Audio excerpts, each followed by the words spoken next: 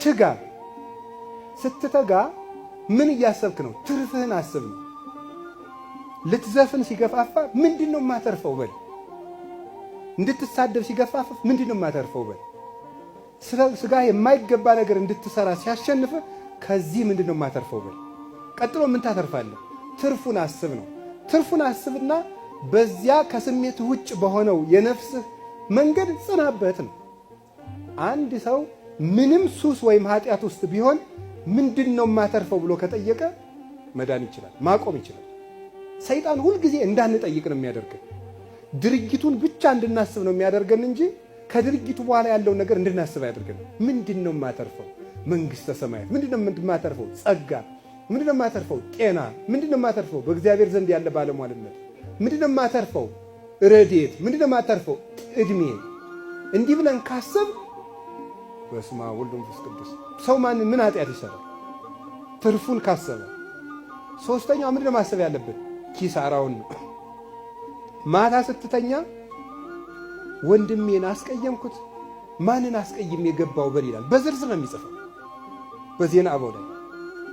ማታ ስትገባም ዛሬ ማንን አስቀየምኩ? ከክርስቶስ ጋር ዋልኩ ወይስ ከሰይጣን ጋር ዋልኩ በል።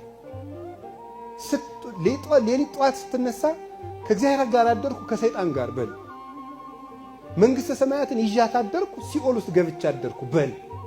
ኪሳራህን ገምግም ነው ጠዋትና ማታ። የማያስብ ነጋዴ፣ ኪሳራውን የማያስብ ነጋዴ፣ ትርፉን የማያስብ ነጋዴ ይሄ ምን ይባላል?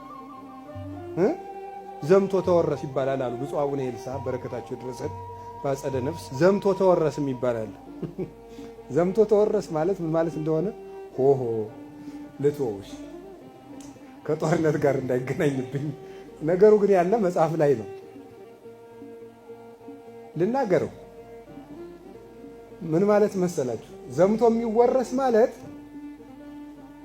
ዘመቻ ሊያስፋፋ ወይም ግዛት ሊያስፋፋ ወደ ሌላ ሀገር ውጊያ የሚሄድ ንጉሥ ነው። ሲሄድ ግን በምስራቅ ወደ ምስራቅ ግዛት ሊያስፋፋ ሲሄድ ምሳሌ በምዕራብ ባለው ድንበሩ ምን አላስቀመጠበትም? ጠባቂ አላስቀመጠም። ከዛ በዚያ ግዛት ሊያስፋፋ ሲሄድ ምኑ ተወርሶ ይቆየዋል? ራሱ ቤተ መንግስቱ ተወርሶ ይቆየዋል። እንዲህ ያለ እንዳትሆን ይላል ማሪሳቅ እኮ ነው የሚለው። እንደዚህ ያለ እንዳትሆን ዘምተህ እንዳትወረስ ግዛትህን ሳትለቅ ተዋጋ ይላል። ግዛት የተባለችው ጸሎት ናት። ጸሎት አቋርጦ አገልግሎት የለም። ከዚያ ወጥተህ ቤተ መንግስትህን ለቀህ አትዋጋ። ቤተ መንግስት ጸሎት ነው። ከጸሎትህ ወጥተህ ሰይጣንን ማሸነፍ አትችልም።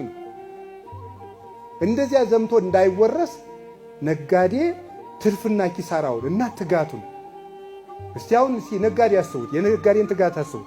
ለንስሐ አባት አይገኝ፣ ጉባኤ ላይ አይገኝ፣ ምን አይገኝ። አብዛኛው ነጋዴ አንዳንዱ እንዲያውም ኧረ ልጄ ጉባኤና ተብሎ ሲደውልለት መዋጮ ሲኖር ጥሩኝ ይላል። ነፍሱን ብር ሊያወጣው ነው እንዲያው ማለት። እንዲህ አድርጎ የሚያተጋው ምንድን ነው? ትርፍና ኪሳራ ነው። ትርፍና ኪሳራን ይሄ ዓለም ንግድ ነው። ወበከመ ብእሲ ዘይነግድ ወፀዋ አገርቱ ይዋወሙ ንዋዮ ይትገበሩ ቦቱ። መንግሥተ ሰማያት ሕገ ወንጌል ተስፋ እግዚእነ ኢየሱስ ክርስቶስ ሩቅ አገር የሚሄድ ነጋዴን ባሮቹን ጠርቶ ያተርፉበት ዘንድ መክሊት የሰጣቸውን ሰው ይመስላል አይደል ያለ። እንድንነግድ ነው። ዕድሜ ንግድ ነው።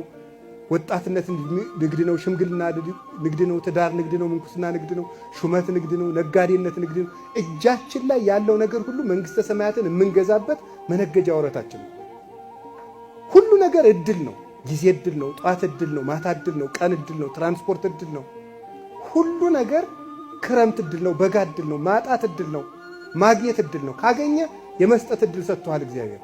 ካጣህ የማመስገን እድል ሰጥቷል። ሁሉም እድል ነው። እግዚአብሔር በሰጠን ነገር ሁሉ ከተጠቀምንበት መንግሥተ ሰማያት የማንወርስበት አጋጣሚ የለም። ሁሉንም ለመንግሥተ ሰማያት ከተጠቀምንበት ይሄንን ነው። እስኪ የጸናውን አስቡት። ይሄን እያሰባችሁ ተስፋችሁን አስቡ ነው። ክርስቶስም መከራውን እያሰበው እሱ ተስፋ አይፈልግም፣ ራሱ ተስፋ ነው። ወደፊት ያለውን የምዕመናንን ድህነት አስቦ ያንን ከታገሰ እናንተም ነገን እያሰባችሁ ጽኑ ነው። ዛሬ የጸሎታችንን አዝመራ ላናጭደው እንችላለን።